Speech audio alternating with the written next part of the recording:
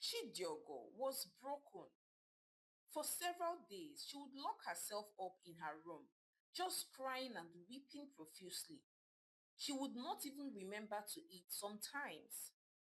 Her friend Chikata, who had been calling her for several days, but got no response, decided to call her mother Nne. Hello, Ma. I think your daughter Chidiogo might be in trouble. Since I told her that her boyfriend Ebuka got married to someone else, I have not been able to reach her. I'm very scared that she might hurt herself, Chikata said, looking very worried. Hey God, so that stupid boy Ebuka finally dumped my daughter. Did I not tell Chidiogo all this while that Ebuka did not love her? That he was simply using her? Did she listen to me? No. Anyway, no time for apportioning blames. Where's my daughter? I need to find her. Thank you, Chikata, for bringing this to my knowledge. Nne, Chidiogo's mother, replied. So a few days later, Nne was able to trace her daughter Chidiogo. When Nne set her eyes on her daughter, tears welled up in her eyes and she began to cry. Chidiogo was looking so sad and tattered, as if she had not taken her bath in weeks. You could literally see that she had been crying non-stop. Oh, Adam, Mama, it's okay, my love, it's okay, Nne said as she gathered her daughter in her arms. And at that point, Chidiogo broke down in her mother's arms. Mommy, I should have listened to you. If I did, I would not be in this condition now. Chidiogo wept bitterly. It's okay. Ibuka was a fool. He was the one who promised to marry you and reneged on his word. It's okay, my love, Nne said to Chidiogo as she comforted her daughter. So Nne took Chidiogo back to her home so she could care for her daughter and nurse her back to good health. For the next 6 months, despite all her mother's encouragement, Chidiogo was always sad and moody. She did not think she would ever come out of this heartbreak.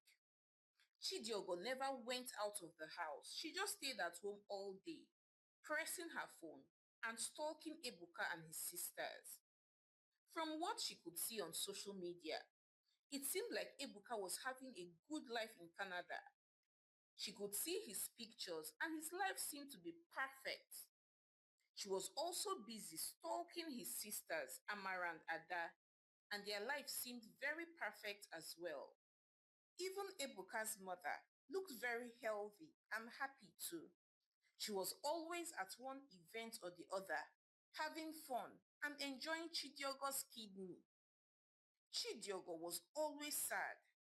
Nne, her mother, was very worried because it was 6 months since she brought her daughter home to care for her, yet she was still broken. So Nne decided to enroll her daughter to see a therapist to see if she could get better. So Chidiogo began to go for therapy. She went for about 5 months and she began to get better. She was gradually changing back to the bubbly and happy Chidiogo that everyone knew. She started focusing on herself and even started taking courses and even started applying for jobs. And soon enough, she got a job at a big oil and gas firm. Chidiogo was very happy. Her life was literally going well, and she was once again excited. Chidiogo by this time had completely moved on from Ebuka and his family. She no longer stalked them, she had genuinely let go. Then a few months later, Chidiogo met a handsome Yoruba prince. It was literally love at first sight for Ade. Ade fell head over heels in love with Chidiogo. He asked Chidiogo out for many weeks, but Chidiogo refused him. She had been scarred and saw all men as evil. She just wanted to live and enjoy a quiet and peaceable life without a man in the picture. But Ade was persistent. He would show up with flowers and gifts and called her non-stop over the phone every single day, to tell her how much she meant to him. Ade did this for 6 whole months before Chidiogo agreed to go out on a first date with him. And from then on, they began to hang out more frequently. And exactly 1 month after that, Ade asked Chidiogo to be his girlfriend. Chidiogo was very excited and accepted it. She loved Ade. He was a very good man and was humble too, despite how rich he was. He did not behave proudly as most royals do, and he was also a confirmed lover boy.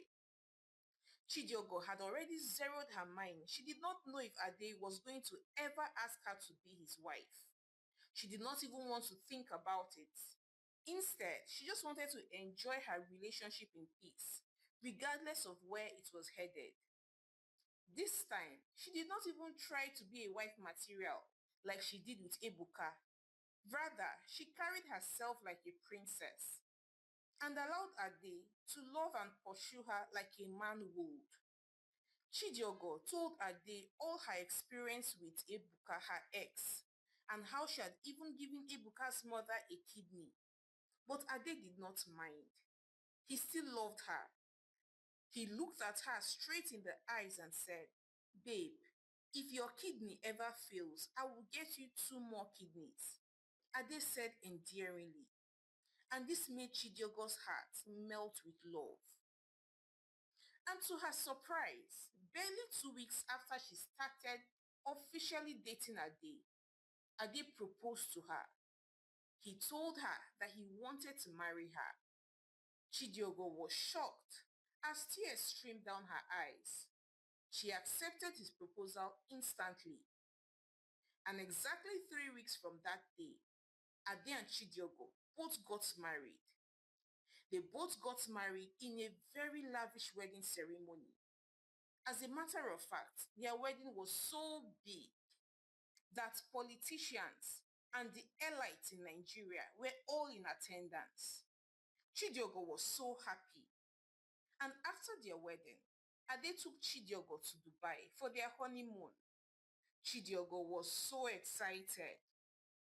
A few weeks later, and they were back from their honeymoon, Chidiogo sat in her room one day thinking aloud, "Ah, God, is this how you restore someone? See me now, see the kind of man that you have brought my way. All these years, I was busy slaving away and begging Ebuka to marry me for nearly 10 years. I even gave his silly mother my kidney. Yet, even marriage proposal or at least a Boki ring, I did not get. Ah, thank you, Lord. Thank you, Lord, for removing Ebuka from my life. See how my husband Ade, Olowo Orimi, Eledami, my crown, asked me out, engaged me, and married me in less than 3 months. Ah, truly, now I understand the saying that person will love you, no go stress you. Meaning that the person that loves you will not stress you. Chidiogo thought aloud to herself in gratitude. So in the days that followed, Chidiogo was very happy. She was a spoilt wife. Her husband pampered her silly. He would get her breakfast in bed and would even sing and perform for her. He did anything and everything to put a smile on her face. Ade gave her so much money that she did not even know what to do with it again.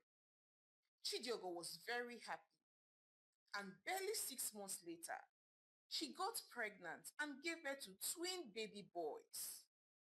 Chidiogo's life was so perfect that she had forgotten that there was anybody named Ebuka. Her mother, Nne, was also very happy for her and thanked God non-stop for blessing her daughter with a good man. Meanwhile, Ebuka, on the other hand, was not finding life rosy at all in Canada. Ebuka was living like a servant in Canada. His wife always used the cops to threaten him. Each time he had a quarrel, his wife Ifoma would give herself marks and bruises and then call 911. And when the police arrived, she would lie to them that it was her husband that had beaten her and inflicted those injuries on her. And then they would whisk Ebuka away. Ebuka had been locked up 5 times already. There were days his wife would even throw his things out of their house and he would have to sleep out in the cold. Ebuka was very frustrated. Sometimes he regretted why he ever married Ifoma. All his expectations had been dashed. Canada, which was supposed to be a land filled with promise and hope for him, had become his land of slavery. Ebuka was always in tears. But it was not just Ebuka that was having a rough time. His mother and sister Amara were not left out either. Madame Gladys, Ebuka's mother, was sick. Her body had rejected Chidiogo's kidney and she was now hospitalized and running out of time. Amara, Ebuka's younger sister too, was also facing her own streak of misfortune. For the past 2 years, it had always been from one heartbreak to the other. She had suitors flocking all around her, quite alright. But as soon as the men proposed to her, they would break up with her the following day. This had happened 5 good times already. Life had become very hard for Amara. She was always crying. Meanwhile, a few months after that, Ibuka was deported from Canada. His wife, Ifoma, had framed him up for fraud, and the Canadian government deported him. He left Canada penniless and without his wife or children. He was now back in Nigeria. He had sold all his property to relocate abroad, so he had nowhere to go. Thus, he had to go back to his mother's house, even though his mother was not at home but was lying in the hospital bed.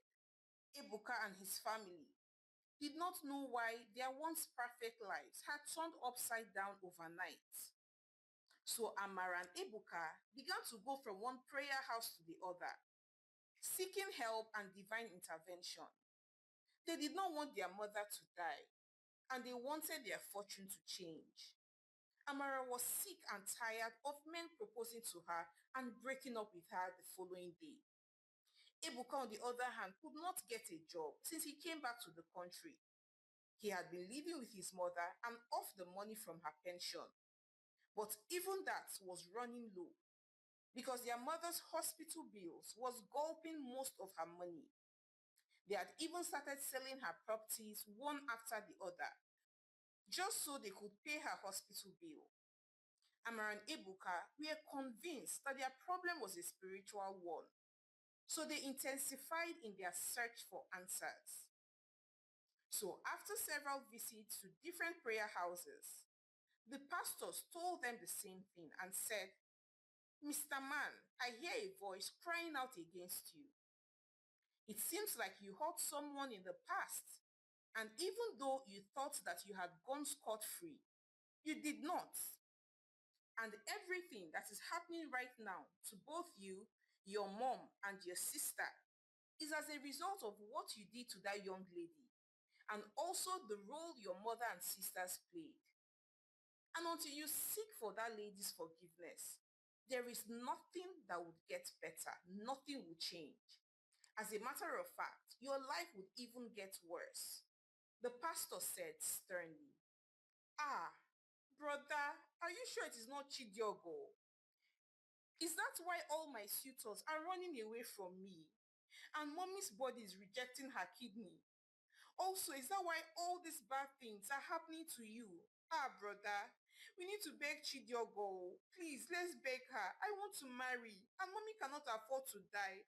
And you cannot continue your life like this. You can't be jobless either," Amara said, looking very scared.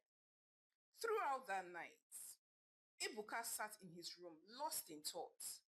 He thought about Chidiogo and how good she was to him, all the sacrifices that she had made, and how he treated her very badly in turn. He felt so ashamed of himself. He wished that he had done better. Ah, but where in the world am I supposed to find Chidiogo now? Ebuka said aloud to himself, looking worried. Throughout the night, he tried calling her old line, but her number was not connecting. He even tried calling her friend Chikata, but her number was also not reachable. He tried searching for Chidiogo on Facebook and Instagram and other social media platforms, but couldn't find her. So he slept off that night. Then the following morning, Ebuka went to Chidiogo's mother's house, but discovered that she no longer lived there as she had moved out. Ebuka was very frustrated. He did not know what else to do. Meanwhile, a few weeks later, Madame Gladys' condition had become worse. Madame Gladys, Ebuka's mother, would lay on her hospital bed crying and screaming, Chidiogo, please leave me. I'm sorry for what I did to you, Chidiogo. Madame Gladys would scream out in pain non-stop. She wasn't getting any better. And the doctors were asking for more money for her treatment.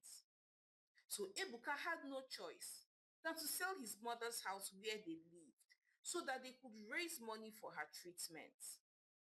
So with the money that they realized from the sale of the house, Ebuka rented a very small apartment in a not so highbrow neighborhood and then used the bulk of the money to pay for their mother's medical treatment. Ebuka and his sister became poor, but barely 1 month after they had spent all the money they had realized from the sale of their mother's house on their mother's treatment, Madame Gladys, Ebuka's mother, died. Ebuka and his sister Amara broke down in tears, crying and weeping. They were now poor because their mother's sickness had drained their finances completely. They were now living in an old rickety house. Ebuka was jobless and Amara was busy suffering from one heartbreak or the other. After their mother's deaths, Ebuka and Amara became very desperate to find Chidiogo. They did not want their lives to end up the same way their mother's life had ended. Yet again, Ebuka went about asking in their old neighborhood if they knew where Chidiogo was, but no one knew. So Ebuka simply resigned to his fate and just prayed fervently to God to please bring Chidiogo his way so that he could ask her to forgive him. So while he prayed, he also started looking for a job. For many weeks, Ebuka could not land any good job. So he started searching for menial jobs. And in no time, he got a job as a driver. On his first day at work, he arrived early, looking all clean and neat, and waiting in the compound. So when his boss came out, he greeted him and said, "Good morning, sir. Good morning, sir." Ebuka said, prostrating, good morning. You are the new driver. Okay. So you'll be driving my wife to wherever she wants. You'll be her driver, and please listen attentively. My wife is my world, so you had better drive carefully when you are carrying my wife. Ade, Ebuka's boss, said authoritatively. I promise you, sir, I will drive very carefully, I swear. Ebuka replied reassuringly, and in a few seconds, an elegant, beautiful lady walked out. Immediately, Ebuka laid his eyes on her. He froze. Am I dreaming? Am I seeing double? Is this not Chidiogo? Ebuka thought within himself. Chidiogo also recognized Ebuka. She just stared at him from head to toe and then entered her car majestically. Throughout the car ride, Ebuka was silent. He was so ashamed of himself. Is Karma dealing with me? A whole me, Ebuka. I am now Chidiogo's driver. Ebuka thought to himself. He looked so ashamed. Everywhere they went, he would carry Chidiogo's handbag in shame. And Chidiogo would turn to him degradingly and say, "Hey you, take me to the mall now." Chidiogo would say, with an air of authority, and Ebuka would just meekly obey and drive her to where she had instructed. Ebuka was so ashamed of himself. He could not wait for the day to end so that he could go back home. At the close of work, Ebuka went back home and throughout the night he wept bitterly. Ah, Ebuka, so this is what my life has turned to. So me, Ebuka, I am now Chidiogo's driver. Hey, hey. Look at Chidiogo. See how her life turned out differently. She was looking so beautiful. Ah, my Chidiogo. My Chidiogo was looking elegant. And she's married to such a wealthy man who adores her. Ah, see me. Look at my life. My wife made sure I was deported from Canada. My mother is dead. My sister is busy suffering one heartbreak or the other. We are poor, broke, and I'm now a driver. Ebuka said to himself, crying. He told his sister Amara all that had happened that day, and him and Amara both agreed to go and beg Chidiogo the following day so that their lives would stop being miserable. So the following day, Amara and Ebuka got to Chidiogo's house, and immediately Chidiogo came out. They both went on their knees. We are sorry. Please forgive us. Please, Chidiogo, please. Amara and Ebuka both pleaded, tears streaming down her eyes. But to their greatest shock, two police officers were already waiting for them and walked up to Amara and Ebuka and handcuffed them. Then Chidiogo looked at them and said, Ebuka, you and your family defrauded me of my kidney. So until you can give me back my kidney, as in my own kidney, not another kidney, you will rot in jail. Now, get these fools out of my house. Chidiogo screamed angrily. Ebuka and Amara pleaded and cried and wailed, but all their words fell on deaf ears. Ebuka and Amara were thereafter whisked away and locked up in the prison. They remained there for several years. Chidiogo, on the other hand, continued to live happily ever after with her husband and sons. Hi besties, it's your favorite storyteller, Omalicha. Thank you so much for watching my story to the end. So I'd like to hear your thoughts on this one. What do you think? Do you like the karma that happened here? Like, do you like what Chidiogo did to these people that took her kidney? Like, do you think that she should have had mercy? After all, her life was now better off. Everything was going on smoothly for her. Or do you think that it was good that she locked them up until they can produce her exact kidney? Please share your thoughts with me in the comment section. And please support your homegirl, Amalicha, by subscribing to my channel, liking my videos, and sharing with your loved ones. So now, till I come your way again with more interesting stories. Bye. Badon. There lived a young man called Kazim. Kazim was a very handsome and wealthy man and was doing very well for himself. But Kazim had one problem. He was a spoilt young man. He was used to always having his way. Kazim was married to a beautiful young lady named Adugo. Whereas Kazim was from the Yoruba tribe of Nigeria, Adugo was from the Igbo tribe of Nigeria. Adugo had met Kazim when she came to Ibadan for her youth service, and it was love at first sight for her. Kazim swept Adugo off her feet. He showered her with gifts and lots of money. Adugo was so happy. Adugo knew that her parents would not agree for her to marry a man from another tribe, as she was the first daughter of her father. And not just that, but she was from Anambra as well. She knew how much people from Anambra State did not like to marry other Igbos who were from other eastern states, not to talk of completely marrying outside her tribe. But regardless, Adugo continued to date Kazim. Kazim spoiled her silly. He was the perfect boyfriend. And just before she was done with her youth service, Kazim went down on one knee and proposed to Adugo, saying, Ada, please will you marry me?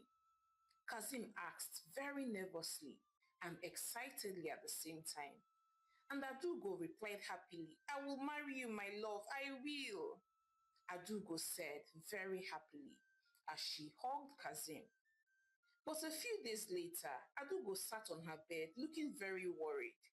She was scared of what her father's reaction would be when she introduced Kazim to him as the man that she wanted to spend the rest of her life with. She shared her concerns with Kazim one day when they were hanging out at a restaurant. But Kazim reassured her, saying, Put your mind to rest, my dear. You worry too much. I know I'm Yoruba and not Igbo, but my dear, take a good look at me now. Nobody will be able to resist me. See me now, I'm a full spec and more. Kazim said very proudly. I pray so. I pray my father approves of our relationship. If not, I do not know what I would do. Because me, I cannot live without you. Adugo replied, smiling. So a few weeks later, Kazim and Adugo both traveled to Nnewi to go visit Adugo's father so that Kazim could make his intentions known to him. But Adugo's father, Chief Anayo, did not take it well at all. What kind of demon has possessed you, eh? Ada, why? Why? Why will you want to marry a Yoruba man? You will do no such thing under my roof. Do you know how many of my friends' sons are waiting to ask for your hand in marriage? And just 1 year that you spent in Ibadan, you have come back with Ndi Ofe Manu. You must be joking. Chief Anayo screamed angrily at his daughter Adugo. And then he pursued Kazim out of his house. In the days that followed, Adugo was kept under lock and key in her father's house. Her father had even seized her phone and went further to give instructions to his wife that Adugo was not allowed to leave the house. Adugo spent her time crying and weeping. She was so sad that she had no way of reaching the love of her life, Kazim. But after a few days, Adugo found a way to sneak out of her father's house, and she went straight to the park and then boarded a bus heading back to Ibadan. She went straight to Kazim's house, and when Kazim saw her, he hugged her happily. They were so excited. Adugo's father, Chief Anayo, called and called severally before Adugo finally picked her call and then told her father that she had gone back to Ibadan to be with the love of her life. Her father was very upset, but Adugo did not care. So a few weeks later, Adugo went ahead and got married to Kazim, despite her father's disapproval. Kazim and Adugo were so excited.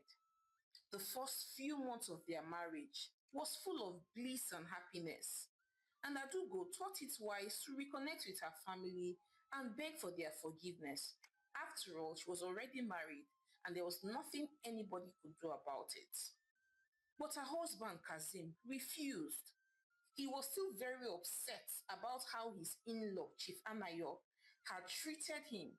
So he shouted at Adugo and said, Not while I am alive. You will never call or contact your parents or siblings anymore. Abi, have you forgotten how your father disgraced me, a whole me? He pursued me out of his house like a common criminal. Hey, hey. Does he know who I am? Kazim. Kazim Omo Baba. Anyway, now that you are my wife and under my roof, you will do exactly as I say. Kazim screamed angrily at his wife Adugo. Adugo initially thought that it was a joke and that his anger would subside with time. But she was wrong, because in the days that followed, Kazim broke Adugo's SIM card so that her parents and old friends would never be able to reach her, and then also warned her sternly not to call her parents. If not, she would face his full wrath. So Adugo had to cut all ties with her family and friends. Initially, Adugo did not see anything wrong with it. As a matter of fact, she even found it very sweet that Kazim loved her too much and did not want to share her even with her parents. But as time passed by, Kazim now got more possessive of her. He did not allow her to keep friends even in Ibadan, and did not also allow her to get a job even though she was a graduate. Again, Adugo did not have a problem with it. After all, her husband Kazim provided her every need and also spoiled her silly. Kazim also spent a lot of time with her. So again, Adugo did not feel bad that her husband had banned her from keeping friends. But one day, Kazim began to change. He no longer valued Adugo the way he used to see her. He began to keep late nights, and as if that was not enough, he started withholding money from his wife. He stopped giving her any money for food. Instead, he would go outside and buy his own food and eat to his satisfaction while his wife starved at home. He also stopped spending time with her and now started hanging out with his guys at night over drinks. And in no time, Kazim started having side chicks. Adugo, on the other hand, had already started noticing these changes in Kazim. But one day, her suspicions were confirmed. Her husband was cheating on her. Adugo broke down in tears, crying and weeping profusely. And when Kazim came back from work that day, she confronted him, screaming and shouting, saying, "Why are you doing this to me? Why are you doing this to me after all that I've done for you? I left my father and my family to marry you. I also cut all ties with my old friends for you. And this is how you choose to pay me back by sleeping with, keeping a side chick?" Adugo shouted angrily. But instead of Kazim to apologize and beg his wife, Kazim lashed out and hit Adugo. And for the first time, he beat her and beat her mercilessly. Adugo laid on the floor, weeping and crying. Kazim, on the other hand, decided to punish her even more for confronting him about his side chick and refused to drop money for her at all to cook for the whole day. And not just that though, he went ahead and locked the kitchen and also seized her phone and locked her up in the house. Adugo sat on the floor of the parlor wailing, crying. Throughout that day, she neither ate nor drank. She was very hungry. And when Kazim got back home, Adugo went on her knees and apologized to her husband, saying, "I'm sorry for questioning you. Please forgive me." Adugo said, crying. And Kazim simply replied and said, I have heard, but you need to learn a lesson. And so, even though Kazim said he had forgiven her, he still let her starve for 3 more days. Adugo did not have access to any food because her husband locked the kitchen and also locked her in the house. So she could not even go beg her neighbors for food while he went to work. But this was only the beginning of Adugo's misfortune because Kazim became a changed man. He became very ruthless to her, especially because he knew that she had nobody. She had no friends at all in Ibadan, and even her old friends, she was no longer in touch with them, as her husband had made her sever all ties with her old friends and family, all in the name of marriage. Adugo became very sad and was gradually slipping into depression. She would stay home all day crying and weeping and thinking about her life. Ah, why did I not heed my father's advice? Why did I marry someone that my father did not approve of? Why did I go outside of my tribe to marry? At least if I had gotten married to a man from my tribe, he would not dare treat me like this. Now look at me. I'm locked up like a cat in the house, and I'm not even allowed to keep a job. I do not even have a friend. I do not even have someone that will come to look for me, seeing that I have been locked in for days. Nobody will come around to say, okay, oh, I've not seen this girl. Nobody.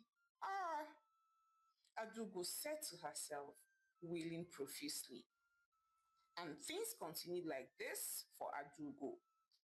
Kazim saw that how he treated her broke her, and so he derived pleasure in it and even maltreated her even more. And things continued like this for the next few years. Then one day, Adugo decided that she had had enough. She sat down and spoke aloud to herself, saying, Adugo, Adugo, have you forgotten who you are? Have you forgotten whose daughter you are? You are the first and only daughter of Chief Anayo, Buruburu one of Nnewi, Omego one of Nnewi. My father is a lion and I cannot be a goat. I'm the daughter of a lion, so I am a lion. This is not me. I will not allow one sick man, because this man is sick. My husband is sick. This is sickness. He has a psychological problem.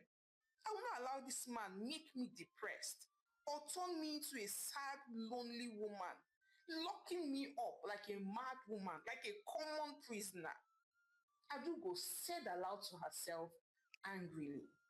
So that day, when Kazim came back from work, he was surprised to see his wife Adugo looking very beautiful and sexy, all glammed up. Usually, he always met Adugo in the same position she was before he went to work, which was usually on the floor, crying and weeping. But today was different. Adugo was all dressed up and made up, and even smiling at him and wearing a nice cologne. Adugo, is everything okay? Are you fine? Kazim asked, looking surprised. Oh, yes, I'm fine, my love. As a matter of fact, I'm okay. But I'm so sorry that I did not cook. I would have prepared something nice for you. But you know now, you usually lock the kitchen when you go out. But not to worry. I'm just glad that you're back home, Adugo said with a mischievous smile on her face. Adugo now went ahead to take hold of Kazim's hand and led him into a beautiful room filled with petals and candlelight. Adugo, what is going on now? What is happening here? Why is this room looking so beautiful? What is going on with my wife? Kazim asked, looking very skeptical. Then Adugo replied, smiling, and said, Oko me, Olowo Rimi, my crown, my husband. I know that yes, I have been a very bad and naughty girl. That's why you treated me the way that you did. But now I know better that I belong to you and only you. I literally have no business in trying to reach out to my father or old friends. And I also know now that I have no right to confront you. If you choose to have 1,000 women, it's okay.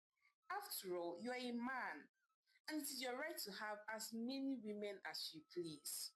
You, my husband, are my king. You're my lord. You're my owner, and you own me. And it was foolish of me to question your authority or decision to have a side chick. Adugo said in humility, with her face bowed down. Kazim just stood there, smiling like a fish. All of Adugo's kind words to him and praises had made his head swell in pride.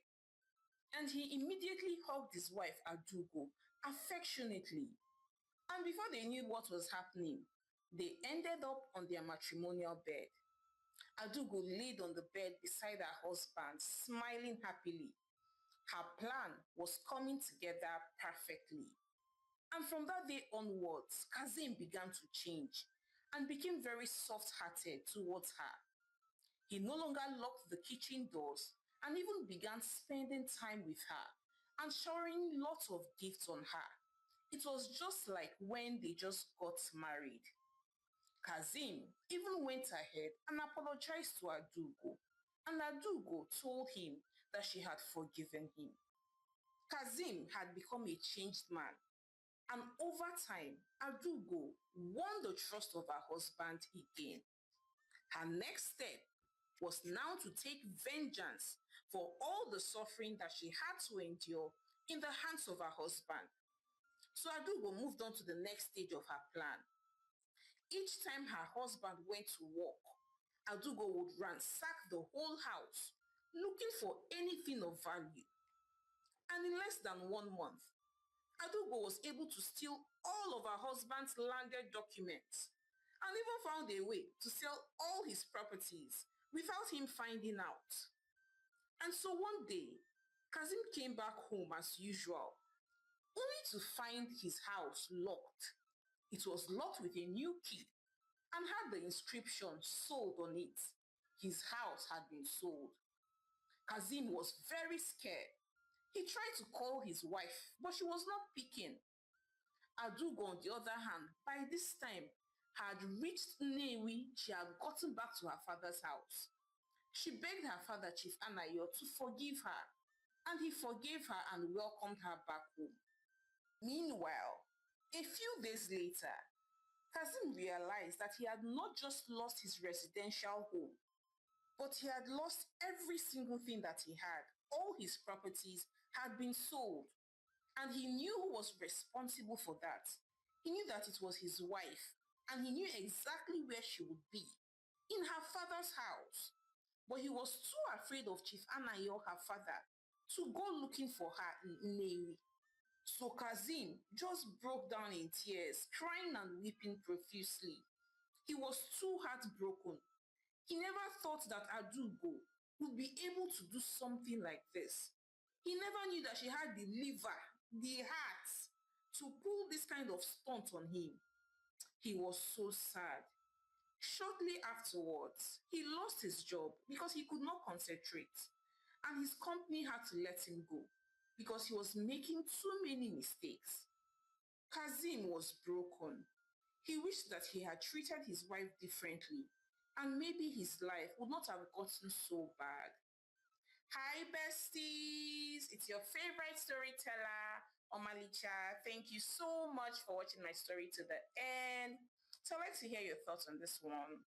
Why is it that most times when a spouse, most times the wife, has cut off all ties from their family members, then and only then will their husbands or partners start treating them very badly? Also, do you think that Kazim got what he deserved, or did Adugo take it too extreme? If you were in Adugo's shoes, would you have done worse? And as parents, I think we should always have a safe space for our children, that no matter how bad they fall, just like Chief Anayo, that anytime they come back, we should be willing to accept them, not just as parents, as siblings. If our sisters, our brothers go into the wrong marriages, that anytime they come out, you don't make them feel like a failure. Because I believe that if Chief Anayo had pursued his daughter away, definitely Kazim would have found a way to exact vengeance. But I'd like to hear your thoughts. What do you think about the story in general? And please support your homegirl, Omalicha, by subscribing to my channel, liking my videos, and sharing with your loved ones. So now, till I come your way again with more interesting stories,